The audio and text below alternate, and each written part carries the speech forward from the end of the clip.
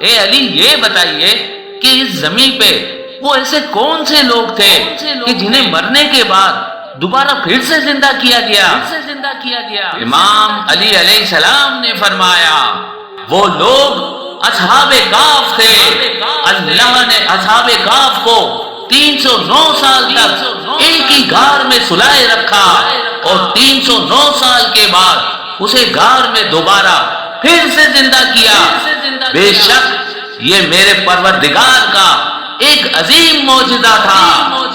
اے علی یہ بتائیے وہ ایسا کون سا درخت ہے اگر کوئی انسان گھوڑے کی رفتار سے 100 سال تک اس درخت کے سائے کے نیچے چلتا رہے تو بھی اس درخت کا سایہ کبھی ختم نہ ہوگا۔ امام علی علیہ السلام نے فرمایا وہ درخت شجرہ طوبہ ہے۔ شجرہ طوبہ جنت کے درختوں میں سے ایک درخت ہے اور یہ درخت اتنا بڑا ہے، اس درخت کی شاخیں اور ٹہنیاں جنت میں موجود ہر گھر تک پہنچتی ہے۔ اس درخت کے نیچے اللہ نے مشک، زعفران اور عنبر کے بڑے بڑے پہاڑ بنا رکھے ہیں۔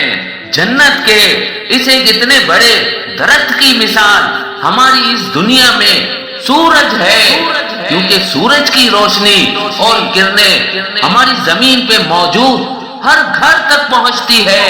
اسی طرح اللہ اس چیز پہ قادر ہے کہ وہ اس دنیا میں اتنے بڑے سورج کو بنا سکتا ہے، تو یقیناً اللہ اس چیز پہ بھی قادر ہے کہ وہ جنت میں ایک بہت بڑا درخت بھی بنا سکتا ہے۔